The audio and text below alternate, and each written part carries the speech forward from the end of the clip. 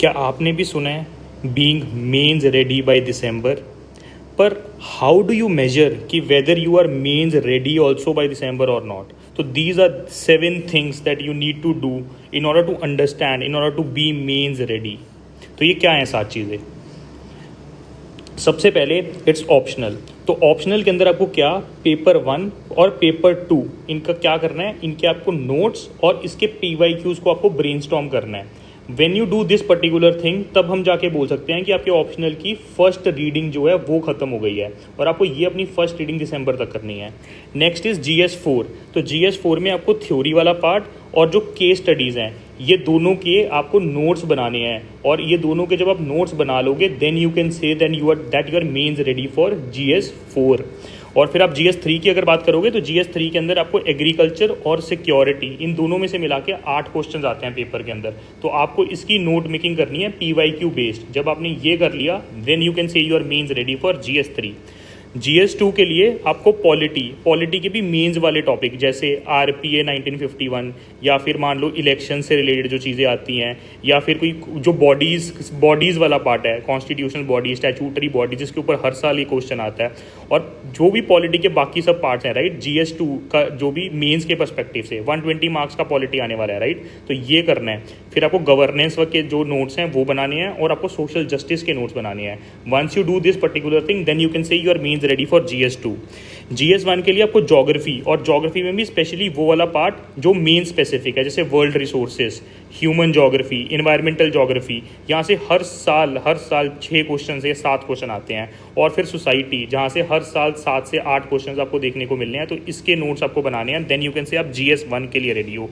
और फिर ये पॉइंट नंबर 6 और पॉइंट नंबर 7, राइट, जो आपको एज दिलाने वाले हैं और जो 99% लोग नहीं करते। Let's see this.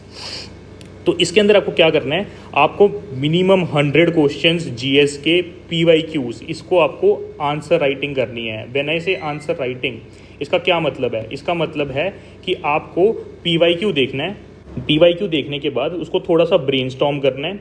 जब आपने इसको ब्रेनस्टॉर्म कर लिया उसके बाद now you have to write it properly, जो जैसे आप लिखोगे इंट्रो, बॉडी, कंक्लूजन के फॉर्मेट पे। और ये लिखने के बाद आपको उसको एनालाइज करना है। एनालाइज मतलब आपको ये देखना है कि आप इसके अंदर कैसे इसको इम्प्रूव कर सकते थे। आपको ये एक्सरसाइज करनी है फॉर 100 क्वेश्चंस GS के एंड 100 क्वेश्चन ऑप्शनल के। और ये सारे के सारे आपके जो क्वेश्चन होंगे वो कौन से होंगे? PYQs होंगे। अब इसे होगा क्या? पहले तो इससे आपको समझ आएगी कि आंसर राइटिंग जो होती है उसको करते कैसे हैं, मतलब आंसर राइटिंग के क्या कंपोनेंट्स होते हैं और उसको कैसे करना है, आपको इसकी प्रैक्टिस होगी।